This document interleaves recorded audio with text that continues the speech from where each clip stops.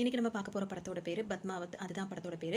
இந்த படம் பார்த்தீங்கன்னா ஒரு உண்மை சம்பவத்தோட கதையாக தான் இருக்கும். அதாவது 13ஆம் நூற்றாண்டில் நடந்த ஒரு உண்மை சம்பவத்தை தழுவின கதையாக தான் எடுத்திருப்பாங்க. ரொம்பவே நல்லாயிருக்கும். ஒரு சீன் கூட நம்ம அப்படி இப்படி அந்த மாதிரிலாம் இருக்கவே இருக்காது. ரொம்ப சுவாரஸ்யமான ஒரு கதை தான். இந்த படத்தில் பார்த்தீங்கன்னா ரன்வீர் சிங், அதுக்கப்புறம் தீபிகா படுகோன் அவங்களாம் நடிச்சிருப்பாங்க. ரொம்ப அழகாக இருக்கும். வாங்க கதைக்குள்ளே போயிடலாம்.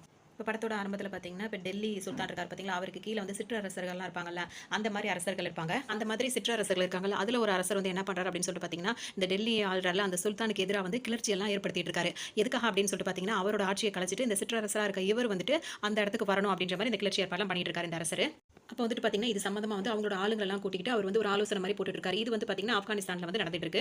இப்போ பார்த்தீங்கன்னா அந்த டைமில் இவரோட மருமக இருக்காருல்ல, அவர் வந்து அங்கே வராரு. அவர் பேர் அலாவுதீன். அவர் வரும்போது பார்த்தீங்கன்னா ஒரு நெருப்புக்கோழி இருக்குல்ல, அது பெருசாக ஒரு நெருப்புக்கோழியை கொண்டு வந்திருக்காரு. வரும் அவர் என்ன சொல்றாருன்னா, இது வந்துட்டு பார்த்தீங்கன்னா உங்க மக மெஹர்னிசா இருக்காங்களா, அவங்களுக்காக இதை கொண்டு வந்திருக்கேன் அப்படின்னு சொல்லிட்டு சொல்றாங்க. உடனே அவர் என்ன சொல்றாருன்னா, இது பார்த்த உடனே அவர் ரொம்பவே சந்தோஷப்படுவா. அவளுக்கு ரொம்ப பிடிச்ச பரிசை நீ கொண்டு வந்திருக்க, உனக்கு என்ன வேணும்னு கேளு. ஏன்னா அவங்களுக்கு வந்து இந்த நெருப்புக்கோழி ரொம்ப பிடிச்சிருக்கு அவங்க பொண்ணுக்கும். அவங்கள மகளை சந்தோஷப்படுத்துறதுக்காக உனக்கு சந்தோஷப்படுற மாதிரி ஏதாவது விஷயம் இருந்தால் கேளு, அதை நான் செய்யறேன் அப்படின்னு சொல்லிட்டு அந்த அந்த அவர் சொல்றாரு. அந்த அரசு சிற்றரசர் சொல்லும் போது இவர் என்ன கேட்கிறாருன்னா, நாங்கள் உங்க பொண்ணை வந்து கல்யாணம் பண்ணிக்கணும்னு நினைக்கிறேன் அப்படின்னு சொல்லிட்டு இவர் சொல்லிடுறாரு. உடனே அவர் வந்துட்டு என் பொண்ணு மேலே ஆசைப்படுற அளவுக்கு அப்படி இப்படின்னு சொல்லிட்டு அவர் கோவப்படுறாரு. ஆனாலும் அவங்க பொண்ணு இருக்காங்களா, அவங்களுக்கு வந்து பார்த்தீங்கன்னா இவரது அலாவுதீன் அவரை வந்துட்டு பிடிச்சிருக்குது. அதை வந்து அவங்க அப்பா தெரிஞ்சுக்கிட்டு சரி பொண்ணுக்கு வந்து பிடிச்சிருக்கு, அவரோட சந்தோஷத்துக்காக அவள் கல்யாணம் பண்ணி வைப்போம் அப்படின்னு சொல்லிட்டு சரின்னு சொல்லிட்டு ஓகே சொல்லிடுறாரு. அவங்களும் ரொம்ப சந்தோஷமா இருக்காங்க. இப்போ இவரும் சம்மதிச்சதுனால கல்யாண ஏற்பாடுலாம் பண்ண ஆரம்பிச்சிடறாங்க. ஆனால் இந்த படத்தை பொறுத்த வரைக்கும் இப்போ இந்த அலாவுதீன் இருக்கார்ல, இவர் வந்துட்டு நல்லவர் கிடையாது. அதாவது எவ்வளோ கேவலமாக எவ்வளோ கெட்டவராக இருக்க முடியுமோ அந்த அளவுக்கு உள்ள ஒரு ஆள் தான். அதாவது இவரை பொறுத்த வரைக்கும் எதெல்லாம் உலகத்தில் பெஸ்ட்டாக இருக்கோ அது எல்லாமே தனக்கு வேணும், எல்லாத்தையும் தான் அனுபவிக்கணும் அப்படின்ற மாதிரி ஒரு எண்ணம் இருக்கும் இவருக்கு. இது வந்து அந்த மெஹர்னிசா இருக்காங்களா, அவங்களுக்கு வந்து இதெல்லாம் தெரியாது. அவர் மேலே அவங்களுக்கு ஒரு ஆசை இருக்கு கல்யாணம் பண்ணிக்கணும் அப்படின்னு சொல்லிட்டு இவர் நல்லவர் நினச்சி அவங்க விரும்பி கல்யாணம் பண்ணுறதுக்கு ஒத்துக்கிறாங்க. அதாவது அது மண்ணாக இருந்தாலும் சரி, பொண்ணாக இருந்தாலும் சரி, பெண்ணாக இருந்தாலும் சரி, அவர் அப்படி தான் ஆசைப்படுவார். இப்போ இதில் பார்த்தீங்கன்னா இவருக்கு பொம்பளை விஷயங்களை வர இவர் ரொம்பவே வீக்காக இருப்பார். இப்போ இப்படி ஒரு பொண்ணு வந்து தன்னை விரும்புறானோன்னா அவருக்கு பொறுத்த வரைக்கும் அழகான பொண்ணு இருக்கு, அவள் அடையணும் அப்படின்னு நினைக்கிறார். அவங்க வந்து உண்மையில தான் விரும்புறாங்க. இவர் கெட்டவர்ன்றதுலாம் அவருக்கு தெரியாது. இந்த நேரத்தில் அவர் என்ன பண்ணுறாரு, இப்போ கல்யாணம் நெருங்கிச்சு, கல்யாண நாள் வந்துருச்சு, இன்னைக்கு ஈவினிங் தான் உங்களுக்கு கல்யாணம். அதுக்கு முன்னாடியே அந்த ஈவினிங்க்கு முன்னாடி உள்ள நேரத்தில் இவர் என்ன பண்ணுறாரு, அலாவுதீன்றவர் வந்து அந்த அரசவையில் இருக்கிற ஒரு பொண்ணை வந்துட்டு அதாவது என்ன சொல்றது, அதாவது தப்பான ஒரு இதில் வந்து இது பண்ணிட்டு இருக்காரு. இதை வந்து அரசவையில் சேர்ந்த ஒருத்தர் வந்து பார்த்துட்டாருன்னு சொல்லிட்டு அவர் அந்த இடத்துலயே அவரை கொண்டு போட்டு திரும்பவும் அதை போய் கண்டினியூ பண்றாரு. ஏன்னா இப்போ இதை முடிச்சுட்டு போய் அவர் கல்யாணத்தில் வேற போய் உட்கார மாதிரி இருக்கு. அந்த அளவுக்கு கொடூரமான ஒரு ஆளா இருக்காரு. அப்புறம் பார்த்தீங்கன்னா இதெல்லாம் எதுவுமே நடக்காத மாதிரி அவர் பாட்டுக்கு போய் அந்த செலிப்ரேஷனில் கலந்துக்கிறாரு. அவங்களுக்கு கல்யாணமும் முடியுது. அதுக்கப்புறமா தான் இவங்களுக்கு வந்து அவங்க வைஃபுக்கு வந்து தெரிய வருது, இவர் வந்து இவ்வளோ கேடு கெட்டவரா இருக்காரு அப்படின்னு சொல்லிட்டு, இவர் இப்படி மோசமானவரா தெரியாம போயிடுச்சு அப்படின்னு சொல்லிட்டு இவங்க வந்து இப்போ பயப்படுறாங்க. அவரோட இந்த மாதிரி கொடூரமான தன்மைக்கு அவங்க ரொம்ப பயந்த மாதிரி இருக்காங்க. ஒரு பக்கம் இதே மாதிரி இருக்கு. இப்போ சிங்கள நாட்டை காட்டுறாங்க. அந்த சிங்கள நாட்டில் வந்துட்டு அந்த காட்டில் வந்துட்டு அந்த நாட்டோட இளவரசி இருக்காங்க, அவங்க வந்து வேட்டையாடிட்டு இருக்காங்க. அவங்க தான் யாருன்னா பத்மாவதி, அதாவது தீபிகா படுகோன் இருக்காங்க, அவங்க பேர் தான் பத்மாவதி. அவங்க வந்து வேட்டையாடிட்டு இருக்காங்க. இவங்கள பற்றி சொல்லணும் அப்படின்னா வந்துட்டு அந்த காலகட்டத்தில் வந்து அவ்வளோ ஒரு பேரழகியாக இருக்காங்க. இவங்கள மாதிரி அழகி வேறு யாருமே இல்லை. அந்த அளவுக்கு அவங்க ரொம்ப அழகானவங்களா இருக்காங்க. இப்போ அவங்க வந்து மானை தான் வந்து வேட்டையாடிட்டு இருக்காங்க. அது வந்து துளி துளி ஓடிட்டே இருக்காது பாட்டுக்கும். அதுக்கு நேராக வச்சு குறி வச்சு அம்பு வச்சு அந்த மாதிரி பண்ணிட்டு இருக்காங்க. இதோட பார்த்தீங்கன்னா அந்த மான் வந்து குதிச்சு ஓடவும் அவங்க அப்படியே துரத்திட்டே வராங்க. அதோட ஒரு புதருக்குள்ள போய் அதை மறைஞ்சிக்கிச்சு. அப்புறம் புதரில் வந்து திடீர்னு சத்தம் கேட்கும். அந்த மான் தான் அங்கே இருக்குது அப்படின்னு சொல்லிட்டு அவங்க அம்பை விட்டுறாங்க. அம்பை விட்டவொன்னே பார்த்தீங்கன்னா அங்கே வந்து மான் கிடையாது, அங்கே ஒரு மனுஷன் தான் இருக்காரு. அது யார் அப்படின்னு சொல்லிட்டு பார்த்தீங்கன்னா ரன்வீர் சிங் இருக்காங்களா, அவங்க வந்து மாட்டிடுறாங்க. இவங்க விட்டு அம்பு வந்து அவர் மேலே பட்டுருது. அப்படியே அவர் மயக்க நிலைக்கும் போயிடுறாரு. இவர் பார்த்தீங்கன்னா அவர் ஒரு அரசராக தான் இருக்காரு. அவர் எதுக்காக இங்கே வந்திருப்பார் அப்படின்னு சொல்லிட்டு பார்த்தீங்கன்னா அவரோட வைஃபுக்காக விலை மதிக்க முடியாத அந்த முத்தெல்லாம் வந்துட்டு இந்த சிங்கள நாட்டில் தான் இருக்கும் அப்படின்னு சொல்லிட்டு அதை எடுத்துட்டு போகலாம் அப்படின்னு சொல்லிட்டு வந்திருக்காரு. இவர் வந்து டைரக்டா இங்கே வந்து வேட்டையாடுறதுக்கு அந்த முத்தை தேடி அப்படி வரல. இவர் வந்து இப்போ சிங்கள நாட்டுக்கு வந்து ஒரு விருந்தாளியாக தான் வந்திருப்பாரு. அவர் அரசர் தானே, விருந்தாளியாக தான் வந்திருப்பாரு. வந்த இடத்துல வந்துட்டு இந்த மாதிரி இங்கே வந்து பொருள் இருக்கும்ல, அந்த பொக்கிஷமான பொருளை வீட்டுக்காக எடுத்துட்டு போவாங்களா, அந்த மாதிரி வரும்போது தான் இங்கே ஒரு விபத்து இந்த மாதிரி நடந்திருக்கு. இவங்க எப்படி அம்புக்கு பட்டு வந்து அவர் மயக்கமானவொன்னே இப்போ பத்மாவதி என்ன செய்றாங்கன்னா அவரை கூட்டிட்டு வந்து அவரோட இடத்துல வச்சு அவங்களுக்கு வந்து வைத்தியம் பார்க்குறாங்க. இங்கே அவங்க 2 பேர் இருக்கும்போது இவருக்கு வந்து அவங்களோட அழகை வந்து இவங்க அப்படியே மயங்கிட்டாங்க அப்படி தான் சொல்லணும். அந்த மாதிரி அவங்களுக்கு ரொம்பவே பிடிச்சி போயிடுது. அதனால அவங்களுக்கு அவங்க ட்ரீட்மெண்ட் பார்த்துட்டு இருக்காங்க.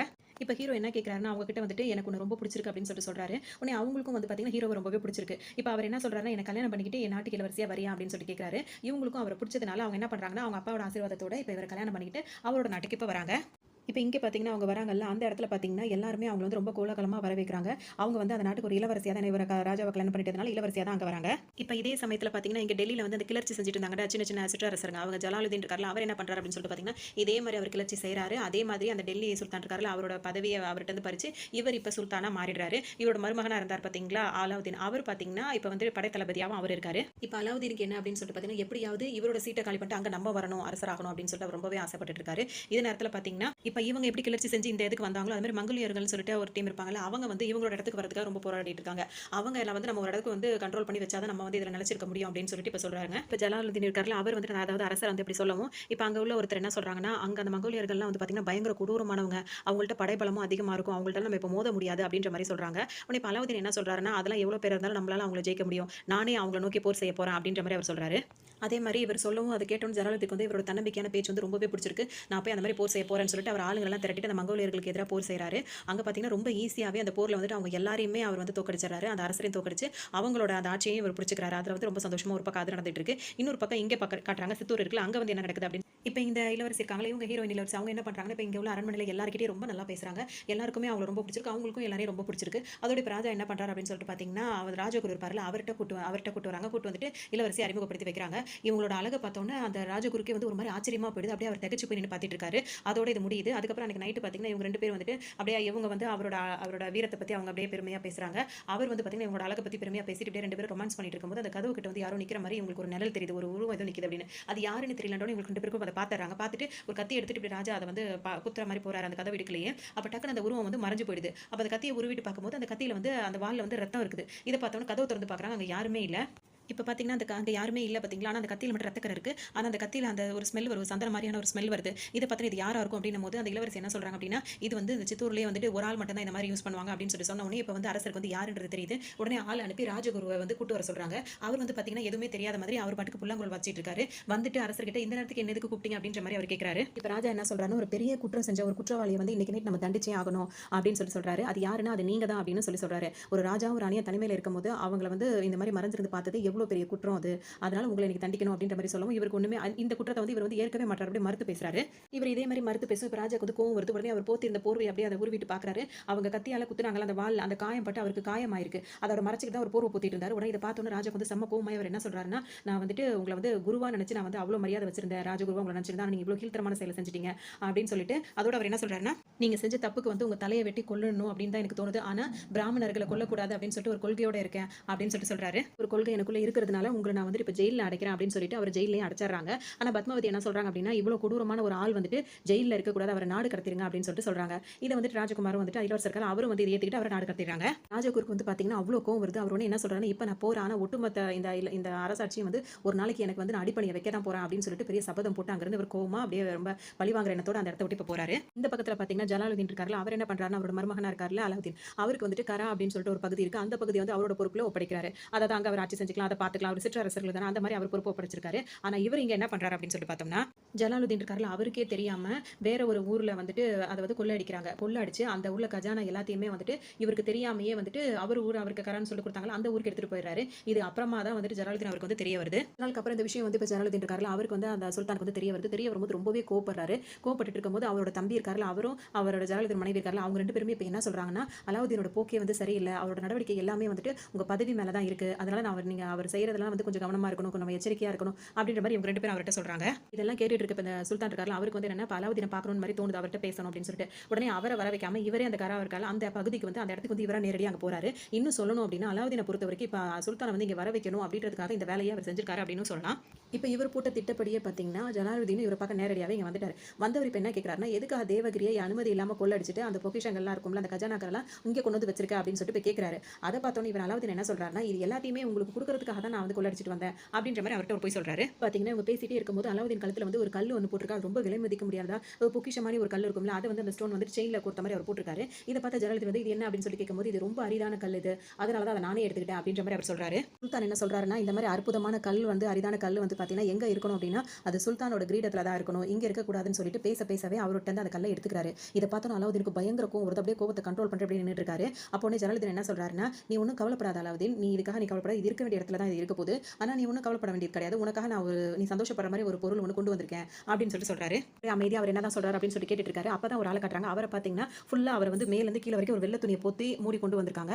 அவரை காட்டிட்டு இப்போ ஜலாலுதீன் என்ன சொல்றாருன்னா, உனக்காக தான் இந்த அடிமையை நான் வாங்கிட்டு வந்தேன், அவ்வளோ வந்து புத்திசாலி இவன், அதாவது பதுங்கி தாக்குறதுல வந்துட்டு இவன மாதிரி யாருமே பண்ண முடியாது, அந்த அளவுக்கு இவன் புத்திசாலி, உனக்கு ரொம்பவே இவன் யூஸ்ஃபுல்லா இருப்பான், இவன் ஒரு நல்ல அடிமை, உனக்கு எல்லாமே அவன் செய்வான், நீ சொன்னா போதும் அவன் எல்லாத்தையும் முடிச்சு விட்டுருவான், நீ வேணும்னா நீயே சோதிச்சு பாரு அப்படின்ற மாதிரி அவர் சொல்றாரு. இப்போ அலாவுதீன் போயிட்டு அந்த கூட்டு வந்திருக்காங்க அந்த அடிமை கிட்ட வந்து பேசுறாரு. உன் பேர் என்னன்னு கேட்கும்போது அவர் மல்லிக் கபூர் அப்படின்ற மாதிரி அவரோட பேரை சொல்றாரு. எனக்காக நீ என்ன செய்வ அப்படின்னு சொல்லிட்டு அவர் கேட்கும்போது நீங்க என்ன சொன்னாலும் நான் அதை செய்வேன் அப்படின்ற மாதிரி அவர் சொல்றாரு. சொல்லணும்னா உங்களுக்காக என் உயிரையும் நான் கொடுப்பேன், அதே மாதிரி உயிரையும் நான் எடுப்பேன் அப்படின்ற மாதிரி அவர் சொல்றாரு. அப்படின்னா இந்த அவர் டக்குனு அலாவுதீன் என்ன சொல்றாருன்னா, அமைச்சர் கூட 2 அதாவது அந்த சுல்தான் இருக்காரு அவர் கூட 2 அமைச்சர் வந்திருப்பாங்கல்ல, அவங்க 2 பேரையும் கை காட்டி அப்படின்னா இவங்க 2 பேரோட உயிரை எடுத்துரு அப்படின்னு சொல்லிட்டு அசால்ட்டா சொல்லிடுறாரு. இவங்க பேசிட்டே இருக்கும்போதே பார்த்தீங்கன்னா இப்போ அந்த 2 அமைச்சரும் சிரிக்கிறாங்க. இப்போ சுல்தான் இருக்காரு அவரும் சிரிக்கிறாரு. அவர் என்ன சொல்றாரு அப்படின்னா, என்ன விளையாட்டுக்கு பேசிட்டு இருக்க, இந்த அடிமையை வாங்கிட்டு வந்ததே உனக்கு கொடுத்ததே நாங்க தான், ஏன் முன்னாடியே ஏன் அமைச்சரையே கொல்ல சொல்றிய, இதெல்லாம் என்ன விளையாட்டுத்தனமான பேச்சா இருக்குன்னு சொல்லிட்டு நான் உன்னை பார்க்க வந்து வந்தது ஒரு முக்கியமான விஷயம் சொல்றதுக்காக தான் அப்படின்னு சொல்லிட்டு அவர் பாட்டுக்கு பேசிட்டு இருக்காரு. அப்ப என்ன நடக்குது அப்படின்னு சொல்லிட்டு பார்த்தோம்னா, அந்த கஃபூர் இருக்கார் பத்தியில அவர் என்ன பண்ணிடுறாரு அப்படின்னு சொல்லிட்டு பார்த்தோம்னா, அவர் வச்சிருந்த கத்தி எடுத்து டக்குன்னு கண்ணு இமைக்கிற நேரத்திலே 2 அமைச்சர்களையும் அப்படியே குத்தி அங்கேயே கொன்னுடுறாரு. என்னடா சத்தம்னு சொல்லிட்டு இப்ப அதாவது அலாவுதீன் வந்து சொன்னதே வந்து ஒரு விளையாட்டுத்தனமா செய்வானா அப்படின்ற மாதிரி தான் அவர் சொல்லிட்டு அவர் பாட்டுக்கு அந்த சுல்தான் பேசுறத கேட்டுட்டு இருக்காரு. இப்ப இந்த சத்தம் கேட்டு 2 பேரும் திரும்பி பார்க்கும்போது அவங்களுக்கே ஒரு மாதிரி ஆயிடுது. ஏன்னா இவர் டக்குன்னு இப்படி கொன்னுட்டு அவர் போட்டிருந்த துணி இருக்கு பாத்தீங்களா, அதுல அந்த கத்தியில உள்ள ரத்தத்தெல்லாம் தொடச்சிட்டு வேற ஏதாவது செய்யணுமா அப்படின்னு சொல்லிட்டு ரொம்ப கூலா எதுவுமே நடக்காத மாதிரி கேட்கிறாரு. இதை பார்த்தோன்னா ஜலாலுதீன் இருக்காரு, அவருக்கு செம்ம கோவம் வருது. 2 அமைச்சர்கள் வந்து அப்படியே செத்து கிடக்குறாங்க, என்ன காரியம் நீ பண்ணிட்ட அப்படின்னு சொல்லிட்டு அவர் கோவமா கேட்டுட்டு இருக்காரு. இங்க அலாவுதீன் பாத்தீங்கன்னா இதை எதிர்பார்க்கவே இல்லை. இதை பார்த்தோன்னா அவருக்கு ரொம்ப சந்தோஷமா போயிடுது. அவர் பயங்கரமா சந்தோஷப்படுறாரு. இப்போ இவர் என்ன சொல்றாரு அப்படின்னு சொல்லிட்டு பாத்தீங்கன்னா, நீங்க கொடுத்த பரிசு எனக்கு ரொம்பவே பிடிச்சிருக்கு, நான் சும்மா தான் அவனை வந்து சோதிச்சு பார்த்தேன், இப்படி ஒரு பரிசா அப்படி அப்படின்னு சொல்லிட்டு ரொம்ப சந்தோஷப்படுறாரு. இப்போ ஜலாலுதீனுக்கு ரொம்ப கோவத்துல அப்படியே உச்சியில போய் அந்த அளவுக்கு அவர் கோவமா இருக்காரு. உடனே இவர் என்ன பண்றாரு, நீங்க ஒன்னும் கோவப்படாதீங்க சுல்தான், நீங்க நானும் உங்களுக்கு ஒரு பரிசு வச்சிருக்கேன் அப்படின்னு சொல்லிட்டே போயிட்டு அவர் அப்படியே ஹக் பண்ற மாதிரி கட்டிப்பிடிச்சு நிற்கிறாரு. அந்த டைம்ல பாத்தீங்கன்னா பின்னாடி வந்து அலாவுதீன் அவரோட ஆளுங்க இருக்காங்கல்ல, அவங்க வந்துட்டு அந்த சுல்தான் வந்து சாகுற அளவுக்கு அவர் முதுகுல அவ்வளோ குத்தி அங்கேயே அவரை கொன்னு போட்டுறாங்க. அதோட இவருக்கு இப்ப பதவி கிடைச்சது, அதாவது சுல்தானா இப்ப இவர் ப்ரொமோட் ஆயிட்டாருன்னு சொல்லலாம். இதோட இப்ப இவர் சும்மா இல்லாம டெல்லிக்கு போறாரு. அவரா தன்னை வந்து ராஜான்னு அறிமுகப்படுத்திக்கிட்டு அந்த அரசவையிலே ராஜாவா ஆயிடுறாரு. இதை வந்து பாத்தீங்கன்னா முன்னாடி இருந்த சுல்தானோட தம்பி பையன் வந்து எதிர்க்கிறாரு. அவரையும் இப்ப அலாவுதீன் வந்து என்ன பண்றாருன்னா அதட்டி மிரட்டி அவரையும் அடக்கி வச்சிடறாரு. இப்ப பாத்தீங்கன்னா அன்னைக்கு நைட் வந்து அலாவுதீனும் ஒரு வைஃபும் அவங்க அந்த அந்த மாதிரி இருக்கும்போது பாத்தீங்கன்னா ஒரு புல்லாங்குழல் ஊதுற சத்தம் வந்து அவங்களுக்கு கேக்குது. இதை பார்த்து அரசருக்கு வந்து கோவம் வருது. உடனே இந்த கஃபூர் கூப்பிட்டு என்ன கேட்கிறாருன்னா, யார் அவன் கண்ட நேரத்துல இந்த மாதிரி ஊதிட்டு இருக்கான் அப்படின்னு சொல்லவும் உடனே இவர் என்ன சொல்றாருன்னா, யாருன்னு எனக்கு தெரியல, இப்போ நீங்க ஒரு வார்த்தை சொல்லுங்க, அவன் கதையவே நான் முடிச்சிடறேன் அப்படின்னு சொல்றாரு. உடனே இப்ப அலாவுதீன் என்ன சொல்றாரு அப்படின்னா, அப்படிலாம் ஒண்ணு வேண்டாம், அவன் வாசிக்கிறது நல்லா தான் இருக்கு, நாளைக்கு காலையில என் கண்ணு முன்னாடி அவனை கொண்டு வந்து நிறுத்து அப்படின்னு சொல்றாரு. அதே மாதிரியே பாத்தீங்கன்னா மறுநாள் அவரை வந்து கூட்டு வந்து அவர் கண்ணு முன்னாடி நிக்க வைக்கிறாங்க. இப்ப அலாவுதீன் வந்துட்டு அவரை பாக்குறாரு. அவர் யாரு அப்படின்னு சொல்லிட்டு பார்த்தோம்னா, இப்ப அந்த நாட்டுல இருந்துட்டு அதாவது ஹீரோவோட நாட்டுல இருந்து நாடு கடத்தினாங்கல்ல அந்த ராஜகுரு தான் இங்க இருக்காரு. இப்ப இவரை பார்த்துட்டு இவருக்கு இது விஷயம் வேற எதுவும் தெரியாதுல. அவர் என்ன சொல்றாருன்னா, உன்னோட இசை வந்து ரொம்ப நல்லா இருக்கு, இனிமே நீ ஏன் அரசவையிலேயே இருக்கலாம், மதிப்புக்குரிய ஒரு ஆளா உன்னை நான் இங்க வச்சிருப்பேன் அப்படின்ற மாதிரி அலாவுதீன் அவர்கிட்ட சொல்றாரு. ராஜகுரு வந்து என்ன பண்றாரு அப்படின்னு சொல்லிட்டு பாத்தீங்கன்னா, அவரோட அந்த ஒரு புத்தி இருக்கும் பாத்தீங்களா, அதை வந்து இவர்கிட்ட பயன்படுத்துறாரு. அதாவது உங்களோட இறந்த காலத்தையும் நான் பாக்குறேன், உங்களோட எதிர்காலத்தையும் நான் பாக்குறேன் அப்படின்ற மாதிரி பேசுறாரு. இவருக்கு ஒன்றும் புரியல, அவர் பேசுறதை கேட்டுட்டு இருக்காரு. அப்ப அவர் என்ன சொல்றாருன்னா, நீங்க இந்த உலகத்தையே ஆள போறீங்க, அதுக்கான முழு தகுதி உங்களுக்கு இருக்கணும்னு இவருக்கு சந்தோஷம் தாங்க முடியல. ஏன்னா அதை தான் அலாவுதீன் எதிர்பார்த்துட்டு இருக்காரு. இவர் இப்படி சொல்றது அவருக்கு ரொம்பவே பிடிச்சு போயிருக்கு. அது மட்டும் இல்லாம அதெல்லாம் நடக்கணும் அப்படின்னா உங்க கூட ஒரு பொண்ணு இருக்கணும் அப்படின்னு சொல்றாரு. இப்ப இவருக்கு இன்னும் கொஞ்சம் கேள்விக்குறியா போயிடுது. அந்த பொண்ணு அவ்வளோ ஒரு அழகானவ, அந்த பொண்ணோட நிழலை பார்த்தா கூட நீங்க மயங்கி போயிடுவீங்க அப்படின்ற மாதிரி ஏத்தி விடுறாரு. இவர் இந்த மாதிரி சொல்றது யாரு அப்படின்னு சொல்லிட்டு பாத்தீங்கன்னா, பத்மாவதி இருக்காங்களா, அவங்கள பத்தி தான் இங்க வந்து போட்டு கொடுத்து கோர்த்து விட்டுட்டு இருக்காரு. இல்லாம இப்ப நீங்க அவளை மட்டும் அடைஞ்சிட்டீங்க அப்படின்னா வந்துட்டு இந்த உலகமே உங்க காலடியில வந்துரும் அப்படின்னு இவருக்கு வந்து இப்ப எப்படி அவளை அடையலாம் அப்படின்ற மாதிரி யோசிச்சுட்டு இருக்காரு. ஏதாவது பண்ணி இது பண்ணணும்னு சும்மாவே வந்து போற வர பொண்ணுங்களே வந்து அலாவுதீன் சும்மா விட மாட்டாரு. இப்ப இந்த பேரழகிய வந்துட்டு இப்ப அவளை நம்ம இது பண்ணணும் அப்படின்னு இப்ப இவர் ராஜகுரு தான் சொல்லியிருக்காரு. அது இப்ப எப்படி யார் என்ன ஏதுன்றது இவருக்கு ஆர்வம் அதிகமாகி அதை பத்தி அவர் கேட்கிறாரு. இப்போ இந்த அலாவுதீனுக்கு பார்த்தீங்கன்னா ஆர்வம் தாங்க முடியல. என்னோட எதிர்காலத்தையே மாற்றி இந்த உலகத்தையே கால் கடியில் கொண்டு வர்ற அந்த பேரலைக்கு யாரு அப்படின்னு சொல்லிட்டு கேட்கிறாரு. உடனே இவர் ராஜகுரு என்ன சொல்றாருன்னா, அந்த மேவாளத்தை ஆண்டிட்டு இருக்க அந்த இளவரசி பத்மாவதி இருக்காங்களா, அவ தான் அந்த பொண்ணு அப்படின்னு சொல்லிட்டு சொல்லிடுறாரு. இதெல்லாம் கேட்டுட்டு இருந்த அலாவுதீன் என்ன பண்றாரு அப்படின்னு சொல்லிட்டு பார்த்தீங்கன்னா, ஒரு மடல் இருக்கும் எழுதி அனுப்புவாங்கல்ல, தூது அனுப்புவாங்கல்ல, அந்த தூதை வந்து இப்போ பத்மாவதியோட வீட்டுக்காரங்க அந்த அரசருக்கு வந்து அனுப்புறாரு. என்னவா எழுதி அனுப்புறாருன்னா, என்னோட பிறந்தநாள் விழா வருது, அந்த பிறந்தநாள் விழாவில் வந்துட்டு நீங்க உங்க குடும்பத்தோட வந்து கலந்துக்கிட்டீங்க அப்படின்னா என்னோட நட்புறவா இருக்கலாம் அப்படின்னு சொல்லிட்டு அவர் எழுதி அனுப்புறாரு. இல்ல அப்படின்னா வந்துட்டு அந்த மாதிரி வந்துட்டீங்க அப்படின்னா எங்களோட நட்புறவா இருக்கலாம், இல்லாட்டி வந்து நீங்க உங்க பாதுகாப்பு இல்லாத மாதிரி தான் நீங்க இருப்பீங்க, என்னோட உதவி இல்லனா அப்படின்ற மாதிரி அவர் அதில் எழுதியிருக்காரு. இதை படிச்சு பார்த்த அந்த அவர் ரத்னன் சிங் இருக்கார்ல, அவர் என்ன சொல்றாருன்னா, இதை நிராகரிச்சாரு. உங்களோட பாதுகாப்பு இல்லாமையே நாங்கெல்லாம் நிம்மதியாகவும் பாதுகாப்பாகவும் தான் இருக்கும், எங்களுக்கு உங்களோட விருந்து தேவையில்லை, உங்களோட அழைப்பு தேவையில்லை, அந்த மாதிரி அவர் நிராகரிச்சாரு. இப்போ இதை கேள்விப்பட்ட உடனே இப்போ அலாவுதீனுக்கு வந்து ரொம்ப கோவம் வந்தது. அவர் என்ன பண்றாருன்னா, மொத்த படை இருக்கு பார்த்தீங்களா, படையை ஃபுல்லாக திரட்டிக்கிட்டு இப்போ இந்த மேவாள் இருக்கு பார்த்தீங்களா, அதில் வந்து போர் தொடுக்கிறதுக்காக வந்துட்டு இருக்காரு. இதை பார்க்குற அந்த ராஜா இருக்கார்ல, அவர் என்ன சொல்றாருன்னா, மலை அடிவாரத்தில் இருக்கிற பெண்களையும் குழந்தைகளையும் வந்துட்டு கோட்டைக்குள்ள வந்து வர சொல்லிடுங்க.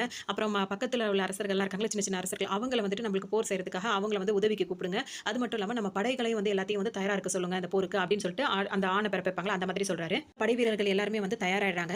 இப்போ அலாவுதீனோட படை வந்து பாத்தீங்கன்னா சித்தூர் கோட்டைக்குள்ள வர்றதுக்கு முன்னாடியே இங்க உள்ள படை வீரர்கள் எல்லாருமே வந்துட்டு அம்பால அது கொடுப்பாங்களா, அம்பு ஏதுவாங்களா, அந்த மாதிரி செஞ்சு அந்த படையை ஃபர்ஸ்ட் ஃபுல்லா தடுத்துறாங்க. இந்த மாதிரி அவங்க முன்னாடியே இப்போ அந்த அம்பெல்லாம் பண்ணி எல்லாரும் உள்ள விட முடியாம அவங்க ரொம்ப பாதுகாப்பா இருக்கிறத பார்த்த உடனே இப்போ இவங்களுக்கே ஒரு மாதிரி திணறி போறாங்க. அலாவுதீன் அந்த டீம் வந்து திணறி போறாங்க. அந்த டைம்ல அந்த ராஜகுரு என்ன பண்றாருன்னா, சித்தூர் கோட்டை வந்து அவ்வளவு சாதாரணமானது கிடையாது, அதுக்குள்ள அவ்வளவு சீக்கிரமா நம்ம நுழைய முடியாது அப்படின்னு சொல்றாரு. இது கேட்ட அலாவுதீன் என்ன பண்றாரு அப்படின்னா, ஒரு 100 பேரை மட்டும் பாத்தீங்கன்னா முன்னாடி அனுப்புறாரு. அவங்கள மட்டும் முன்னாடி அனுப்புறாரு. ஆனா அப்படி போன அந்த 100 பேர் என்ன ஆகுறாங்க அப்படின்னு சொல்லிட்டு பாத்தீங்கன்னா, அவங்க அதுக்கு முன்னாடி அந்த கோட்டை சேவரை நெருங்கிறதுக்கு முன்னாடியே அங்க வந்து ஃபுல்லா அந்த ட்ராப்லாம் பண்ணி வச்சிருக்காங்க. அதுல மாட்டி அத்தனை பேருமே இறந்து போயிடுறாங்க.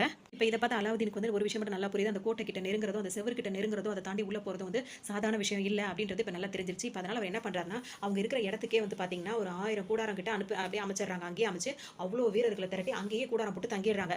எப்படியாவது நேரம் பார்த்து உள்ள பூந்து நம்ம வந்து படையை வந்து திரட்டிட்டு நம்ம வந்து போர் செய்யணும் அப்படின்ற மாதிரி பிளான் பண்றாங்க. ஒரு பக்கம் அலாவுதீன் பண்ணிட்டே இருக்காரு. அதே சமயத்துல வந்து ராஜகுரு இருக்காருல்ல, அவர்கிட்ட இப்ப இவர் என்ன கேட்கிறாருன்னா, நீ சொன்ன மாதிரி அந்த பத்மாவதி வந்து அவ்வளோ ஒரு பேரழகியா அப்படின்னு சொல்லி கேட்கிறாரு. அது மட்டும் இல்லாம இருந்தது அப்படின்னா இப்ப என்னோட வீரர்கள்லாம் எவ்வளவு பேர் இறந்து போயிருக்காங்க, அத்தனை துண்டா உன்னை வெட்டி போட்டுருவேன் அப்படின்ற மாதிரி அந்த ராஜகுருவை இவர் மிரட்டுறாரு. ஹீரோ இருக்காருல்ல, அந்த அரசர் வந்து இப்ப மேல இருந்து அவர் பாக்குறாரு. அவங்க எல்லாம் அந்த கோட்டைக்கு உள்ள நுழைய முடியாம அங்கேயே அவங்க எல்லாம் கூட போட்டு தங்கியிருக்காங்க. இதை பார்க்கும்போது இவர் என்ன சொல்றாருன்னா, அவங்களால எந்த காலகட்டத்திலயும் அந்த கோட்டையை தாண்டி உள்ள வரவே முடியாது. அவங்க பாட்டுக்கு அங்கேயே இருக்கட்டும். அதாவது நம்மளுக்கு பாதுகாப்பா பேசாம அங்கேயே அவங்க உட்கார்ந்து கிடக்கட்டும். நம்ம பாட்டுக்கு அடுத்த வாரம் வரப்போற தீபாவளி பண்டிகையை நமக்கு நல்ல கோலாகலமா கொண்டாடலாம் அப்படின்ற மாதிரி அவங்க கிட்ட அவங்க வீரர்கள் கிட்ட எல்லாம் சொல்லிட்டு இருக்காரு. இந்த மாதிரி நம்ம சந்தோஷமா இருக்கிறத பார்த்தே அவங்க எல்லாம் திரும்பி போட்டோம் அப்படின்ற மாதிரி இவங்க எல்லாம் பிளான் பண்றாங்க. இதே நேரத்துல இங்க அலாவுதீன் என்ன பண்றாரு அப்படின்னா, அந்த கோட்டைக்கு வர உணவு பொருளையும் அப்புறம் தண்ணீர் எல்லாம் வரும் பாத்தீங்களா, அந்த அந்த பாதையவே தடை பண்றாரு. அவங்க எல்லாம் உள்ள வர முடியாத அளவுக்கு பண்றாரு. மட்டும் இல்லாம அக்கம் பக்கத்துல உள்ள ஊருங்கள்ல எல்லாம் போயிட்டு நல்லா கொள்ளடிக்கிறாரு, சூறையாடுவாங்க சொல்லுவாங்க, அந்த மாதிரி வேலையெல்லாம் பார்த்துட்டு இருக்காரு.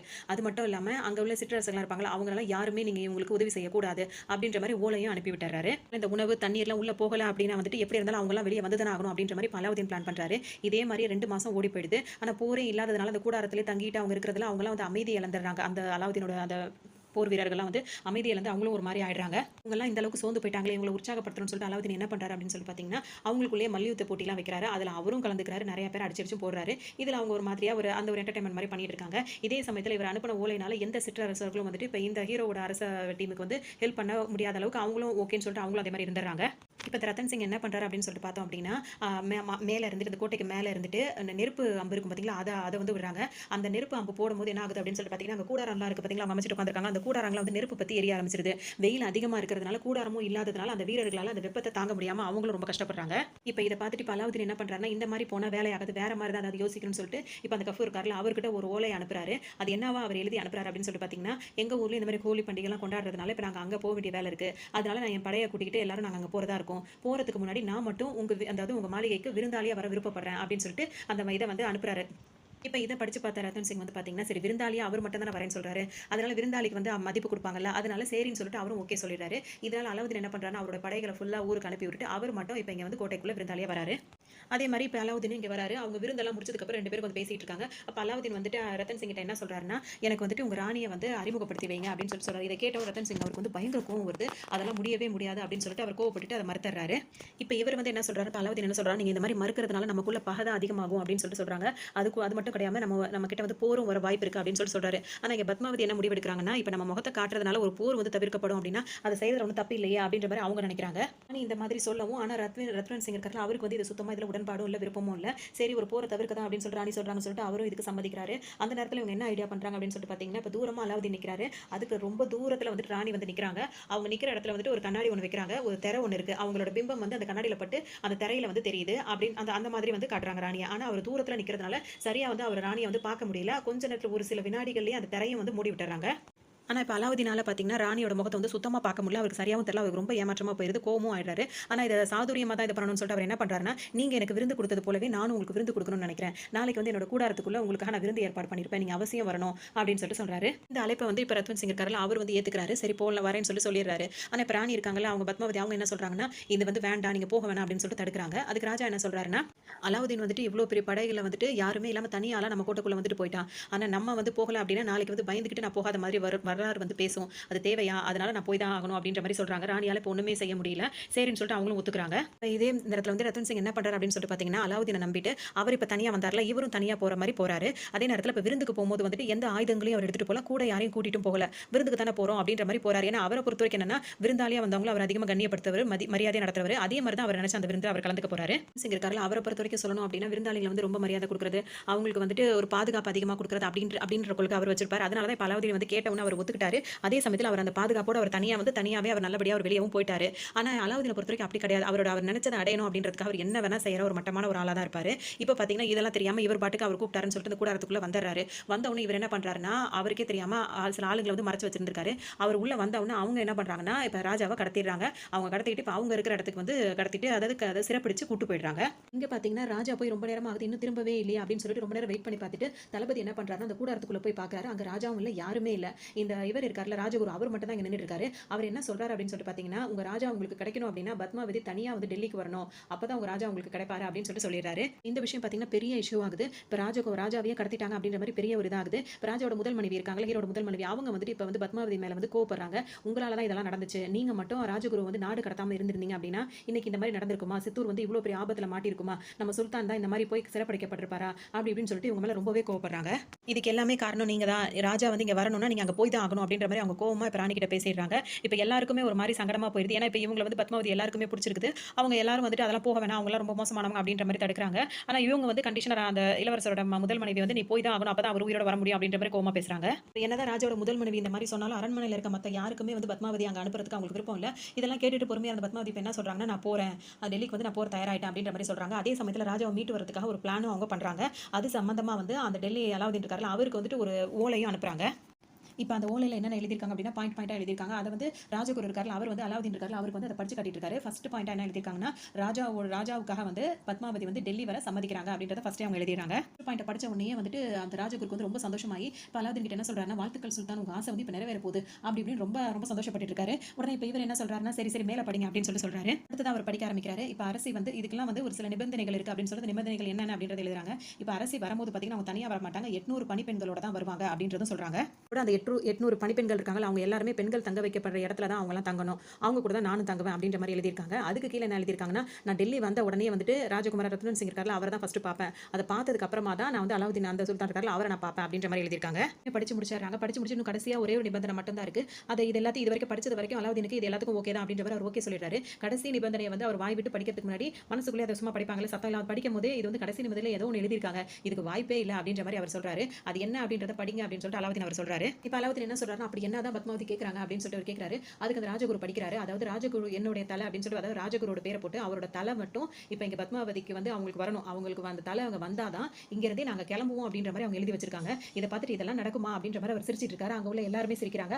அலாவுதீனும் வந்து சிரிக்கிறாரு. சிரிக்கும் போது இவங்க எல்லாம் சிரிச்சிட்டு போது திடீர்னு வந்து அந்த அலாவுதீன் என்ன சொல்றாருன்னா, அதுக்கு நான் சம்மதிக்கிறேன் உடனே இப்போ ராஜகுருக்கு வந்து ஒரு மாதிரி பயம் வந்துருது. அரசே என்ன இப்படி சொல்றீங்க, உங்களுக்கு பத்மாவதியை வந்து இந்த மாதிரி ஒரு பேரலைக்கு அவ கிடைச்சானா உங்களுக்கு வந்து உங்களோட எதிர்காலமே சிறப்பா இருக்கும், இந்த உலகமே உங்க காலடியில் வரும்ன்றத சொன்னதே நான் தான், நீங்க என்ன எப்படி இப்படி பண்ணுவீங்கன்னு அவர் சொல்லிட்டே இருக்கும்போது எப்படி அப்படின்னு சொல்லும் போதே பார்த்தீங்கன்னா இந்த கஃபூர்காரர் சொல்ல வேண்டியதே இல்லை. அவர் அப்படியே அந்த ராஜகுரு அழகா அப்படியே வாயை பற்றி தூக்கிட்டு போயிடுறாரு. அடுத்த சீன்லேயே பார்த்தீங்கன்னா அழகான ஒரு பிளேட்ல வந்து ராஜகுரு தலையை மட்டும் கொண்டு வச்சு அந்த பத்மாவதி அவங்களுக்கு வந்து பரிசா வந்து கொடுத்து அனுப்புறாங்க. பிரச்சனைக்கு காரணமான அந்த ராஜகுருவை வந்து இப்போ முடிச்சிட்டோன்னு பத்மாவதிக்கு அவங்களுக்கு ரொம்ப சந்தோஷமாயிடுது. அது மட்டும் இல்லாமல் அவங்க போட்ட நிபந்தனைக்கு எல்லாத்துக்குமே அவங்க சம்மதிச்சிட்டாங்க அப்படின்னா அவங்களுக்கு ரொம்ப நிம்மதியா இருக்கு. சரி அப்ப நாளைக்கு காலையிலேயே கிளம்பலாம் அப்படின்னு சொல்லிட்டு முடிவெடுக்கிறாங்க. பல்லாக்குகள் எல்லாத்தையும் வந்து தயார் பண்ண சொல்றாங்க. 800 பணிப்பெண்களோட வந்து போக வேண்டியது இருக்கு, அதனால இன்னும் பெரிய வேலைகள்லாம் இருக்கும்ல, அதனால தயாரா இருக்கட்டும் அப்படின்னு சொல்லிட்டு அவங்க வந்து ஆணை பிறப்பிக்கிறாங்க. மறுநாளும் ஆயிடுது. இப்போ ராணி வந்து பார்த்தீங்கன்னா அந்த 800 பணிப்பெண்களோட பல்லாக்கில் ஏறி கிளம்ப ஆரம்பிச்சிட்டாங்க.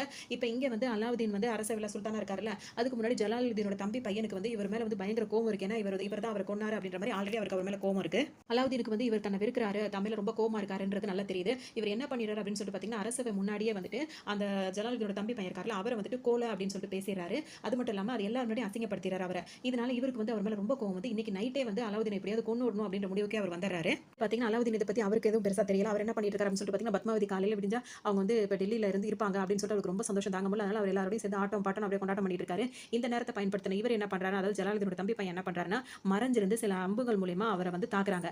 இதுல வந்து அலாவுதீன் பயங்கரமா காயம்பட்டாரு. அதனால அவருக்கு வந்து ட்ரீட்மெண்ட்டும் கொடுத்துட்டு இருக்காங்க. ட்ரீட்மெண்ட்ல இருக்கிற அலாவுதீன் பார்த்தீங்கன்னா மயக்கத்துல தான் இருக்காரு. அப்ப இவர் இருக்கார்ல அம்பு விட்டார்ல, அவர் வந்து அவர் நல்லா விசாரிக்கிற மாதிரி உள்ள வராரு. உள்ள வந்து இவர் என்ன சொல்றாருன்னா, நீங்க இந்த சுல்தான் பதவிக்காக எங்களோட பெரியப்பாவே வந்து நீங்க கொன்னுட்டீங்க, அதனால வந்துட்டு இப்ப நான் உங்களை கொன்னுட்டு உங்க பதவிக்கு நான் வந்துருவேன், அதனால தான் உங்களை கொல்ல முயற்சி பண்ணிருக்கேன், இப்போ உங்களை கண்டிப்பா நான் கொன்னுடுவேன் அப்படின்னு சொல்லிட்டு இருக்காரு. ஆனா அவர் மயக்கத்துல இருக்கான்னு சொல்லிட்டு ஒரு பாட்டுக்கு அவர் பேசிட்டு இருக்காரு. திடீர்னு மயக்கத்துல இருந்து முழிச்ச அலாவுதீன் என்ன பண்றாரு அப்படின்னு சொல்லிட்டு பாத்தீங்கன்னா, கையாலேயே அவர் கழுத்தை பிடிச்சி நெரிச்சு அங்கேயே அவர் கொண்டு போட்டுறாரு. மட்டும் இல்லாம அதுக்கு அவர் என்ன ஒரு விஷயமும் சொல்றாரு அப்படின்னா, சுல்தான் ஆகணும்னா வந்து வாய் பேசினா மட்டும் பத்தாது, அதுக்கு வந்துட்டு புத்தியும் வந்து தெளிவா இருக்கணும், அதாவது கழுத்தும் வந்து ஸ்ட்ராங்கா இருக்கணும் அப்படின்னு சொல்லிட்டு அந்த கழுத்தை வந்து முடிச்சு அவர் சாகடிச்சாரு. இது போக இவருக்கு வந்து நினைவு திரும்பிடுச்சு அப்படின்னு சொல்லிட்டு இப்ப அந்த அரசவைக்கு எல்லாருக்கும் நியூஸ் பரவுது. அவங்க எல்லாம் என்ன பிளான் பண்றாங்கன்னா, இப்ப விடிய காலையிலேயே வந்துட்டு அவங்க எல்லாம் வந்து ப்ரே பண்ணிட்டு இருப்பாங்க. அந்த டைம்ல நம்ம அங்க உள்ள போனோம் அப்படின்னு சொல்லிட்டு பாத்தீங்கன்னா அரசரை வந்து நம்ம ஈஸியா வந்து சந்திக்கலாம் அப்படின்னு சொல்லிட்டு பத்மாவதி வந்து அவங்க உள்ள ஆளுங்கள்ட்ட சொல்லிட்டு இருக்காங்க.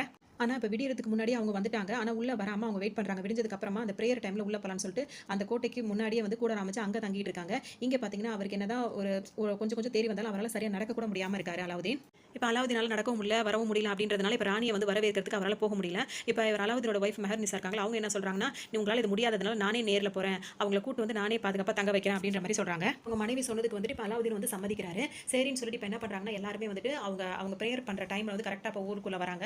வந்ததோட இப்போ ராணி இருக்காங்கல்ல மெஹர்னிசா, அவங்க என்ன பண்ணுறாங்கன்னா இப்போ பத்மாவதி இருக்காங்களா அவங்கள கூட்டிட்டு அந்த சிறைச்சாலைக்கு போகிறாங்க. அங்கே பார்த்தீங்கன்னா அது ரத்வன் சிங் இருக்காருல அவரை வந்து சிறைச்சாலை போட்டு வச்சிருக்காங்க. இப்போ அவரை பார்க்கறதுக்காக இப்போ இவங்க வந்து கூட்டு போகிறாங்க இவங்கள. ஆனால் இப்போ அலாவுதீன் என்ன நினச்சிட்டு இருப்பாருன்னா எப்படியுமே அவங்கள பத்மாவதியை கூட்டிட்டு நேரடியாக வந்து அவங்க மெஹர்னிசா மனைவி வந்து தாங்கிட்ட தான் வருவாங்க அப்படின்னு சொல்லி அவர் வெயிட் பண்ணிட்டு இருக்காரு. ஆனால் மெஹர்னிசா என்ன பண்ணுறாங்கன்னா அலாவுதீனுக்கே தெரியாமல் அவங்க ஹஸ்பண்டை பார்க்கறதுக்காக அவங்கள சிறைச்சாலைக்கு கூட்டு வந்துடுறாங்க. இந்த டைமில் வந்து எல்லா வீரர்களும் வந்து ப்ரேயர் பண்ண போயிட்டாங்க. இப்போ இங்கே யாருமே இல்லை. இதனால இப்போ மெஹர்னிசா என்ன சொல்கிறாங்கன்னா பத்மாவதி கிட்ட இங்கே யாருமே கிடையாது, இவங்க உங்க அரசரோட விலங்கை வந்து நான் அவுத்து விட்டுறேன், இந்த பக்கமாக ஒரு சுரங்க பாதை இருக்குது, அது வழியாக தப்பிச்சு போயிருங்க அப்படின்னு சொல்லி சொல்கிறாங்க. ஆனால் இப்போ இவர் என்ன ரத்வன் சிங் என்ன சொல்கிறாரு, நான் ஒரு ராஜகுமாரன், நான் வந்துட்டு இப்போ சுரங்கத்துக்கு பாதை வழியாக பயந்துக்கிட்டு போகணும்னு எனக்கு அவசியம் இல்லை, நான் போய் அந்த அதாவது அலாவுதீன் அந்த சுல்தானை வந்து தர்பாரில் போய் நேரில் பார்த்துட்டு தான் போவேன் அப்படின்னு சொல்லிட்டு அவர் மட்டும் வராரு. அப்பவும் இவங்க வந்து பத்மாவதியை வந்து கூட்டிட்டு வரல, இவர் மட்டும் போய் அவரை பார்க்கணும்னு சொல்லிட்டு வராரு. இப்போ இவர் அதே மாதிரி பார்க்க வந்தாரு. இவரை பார்த்தோன்னா அலாவுதீனுக்கு வந்து கோவம் வருது. இவ்வளோ பாதுகாப்புல மீறி எப்படி நீ அரசவைக்குள்ள வந்த, பத்மாவதி எப்பெல்லாம் நான் பார்க்கணும்னு நினைக்கிறோம் அப்பெல்லாம் நீ குறுக்க வந்துகிட்டு இருக்க, இப்போ உனக்கு ஒரு வாய்ப்பு தரேன், அதாவது எனக்கு இப்போ உடம்பு நல்லா சரியில்லாமல் இருக்கு, இந்த வாய்ப்பை நீ பயன்படுத்தி இப்பவே என் தலையை வெட்டி இங்கேயே வீசிட்டு போயிடு, அப்படி நீ செய்யல அப்படின்னா அதுக்காக நீ ரொம்பவே வருத்தப்படுவ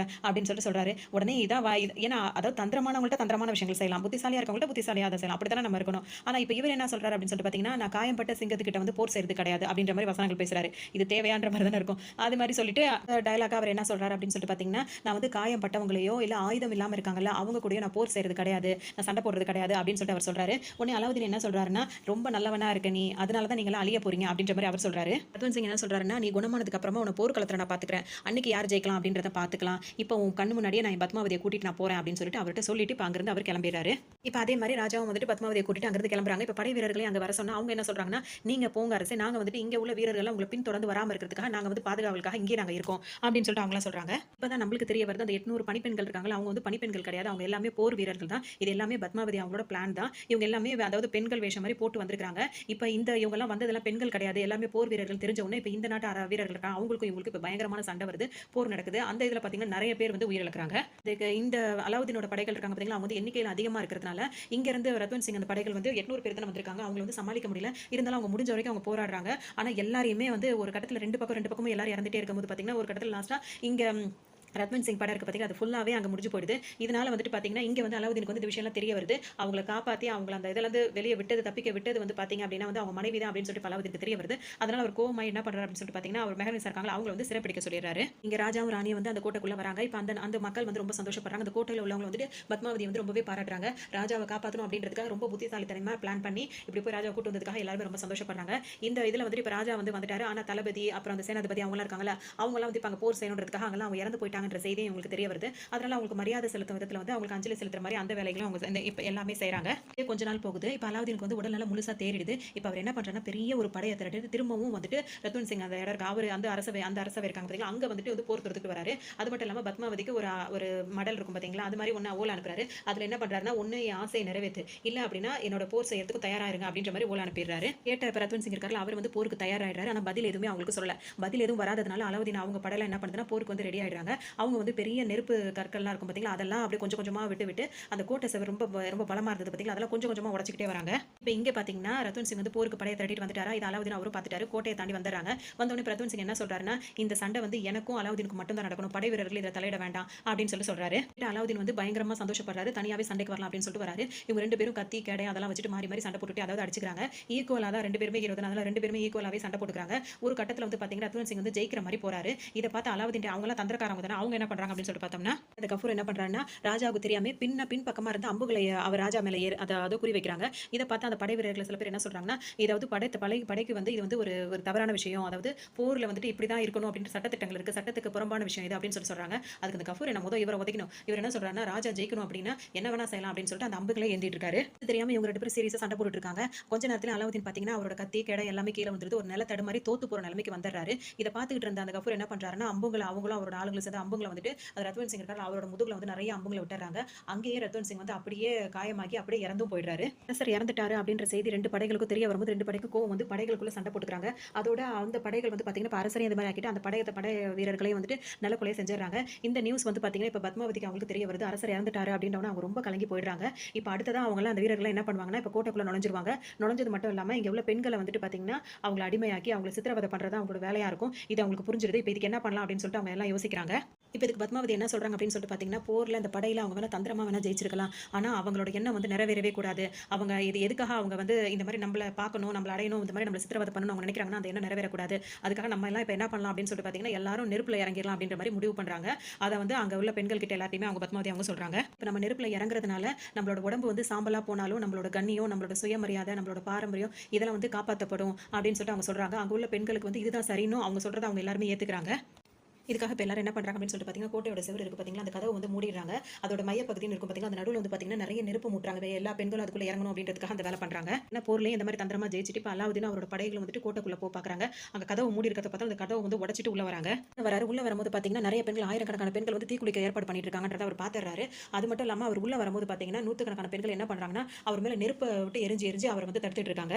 அந்த பெண்கள் வந்து நெருப்பை விட்டு அவரை வந்து இது பண்ணுறாங்க, கொள்றதுக்காக முயற்சி பண்ணிட்டு இருக்காங்க. இதை பார்த்து அவரோட படை வீரர்கள் வந்து அவர் எப்படியே காப்பாற்றிடுறாங்க. இது மூலியமா இவர் அந்த கோட்டைக்குள்ளே வந்துடுறாரு. வந்ததுக்கு அப்புறம் அவர் தூரத்துல பாத்துட்டு இருக்காரு. பத்மாவதி அவங்க வந்து முதல்ல ஆளா வந்து நெருப்புக்குள்ள இறங்குறதுக்கு அவங்க வந்துட்டு இருக்காங்க. அவங்கள பின் தொடர்ந்து ஆயிரக்கணக்கான பெண்கள் வந்து நெருப்புக்குள்ள இறங்குறதுக்காக வந்துட்டே இருக்காங்க. இது எல்லாத்தையும் தூரத்துல நின்று அவர் பாத்துட்டு இருக்காரு. அதாவது அவர் ஓடி வந்துட்டே இருக்காரு. தடுத்துறணும் அப்படின்னு சொல்லிட்டு அவர் பயங்கரமா போராட்டம் பண்ணிட்டு இருக்காரு. ஏன்னா இவங்க முகத்தை இன்னும் அவர் பார்க்கவே இல்லை, அதை எப்படியாவது பாத்துறணும் அப்படின்னு சொல்லிட்டு. ஆனா அவங்க அதை பத்திலாம் கவலைப்படவே இல்லை. அவங்க முதல் ஆளா நெருப்புல இறங்கிடுறாங்க. அவர் கிட்ட நெருங்குறத பார்த்தோம்னா அதுக்கு பக்கத்துல இருக்க கதவு இருக்கும் பாத்தீங்களா, அதையும் வந்து மூடிடுறாங்க. பத்மாவதி உள்ள இறங்கி அவங்களும் அந்த நெருப்புல கருகி இறந்து போயிடுறாங்க. அவங்க பின்னாடி போன ஆயிரக்கணக்கான பெண்களும் அந்த நெருப்புல இறங்கி அவங்களும் இறந்து போயிடுறாங்க. இப்போ இவரால் ஒண்ணுமே செய்ய முடியல. அந்த கதவையும் உடச்சிட்டு வர பார்க்கும்போது இங்க யாருமே இல்லை, ஃபுல்லா நெருப்பா தான் இருக்கு. இப்போ இதுல என்ன விஷயம் அப்படின்னு சொல்லிட்டு பார்த்தீங்கன்னா, எந்த பெண்ணுக்காக வந்து அந்த அவளை அடையணும், அவளை பார்க்கணும்னு சொல்லிட்டு இவர் நினைச்சாரோ, கடைசி வரைக்கும் அவங்க முகத்தை இவரால் பார்க்கவே முடியல. இவர் இந்த விஷயத்துல தோத்து தான் போயிட்டாரு அப்படின்ற மாதிரி ஆயிடுது. இல்ல அவர் கணவர் இறந்த அந்த இதுலயே வந்துட்டு பார்த்தீங்கன்னா, பத்மாவதி வந்து இந்த மாதிரி ஒரு முடிவு எடுத்தது வந்து துணிச்சலா ஒரு இளவரசி வந்து எடுத்த முடிவா வந்து கருதப்பட்டு, இப்போ இதுல யார் ஜெயிச்சா அப்படின்னு சொல்லிட்டு பார்த்தோம் அப்படின்னா, பத்மாவதி தான் ஜெயிச்ச மாதிரி தான் காட்டியிருக்காங்க. அவர் இவ்வளவு போராட்டம் பண்ணி, இவ்வளவு சூழ்ச்சி செஞ்சு, இவ்வளவு தந்திரம் பண்ணியும் அவங்கள பார்க்க முடியல. இதோட இந்த மாதிரி அவங்கள முடிச்சிட்டு அவர் வேற என்ன செய்வாங்க, அதோட அந்த படத்தை வந்து முடிச்சிடுறாங்க. இந்த கதை உங்களுக்கு ரொம்ப பிடிச்சி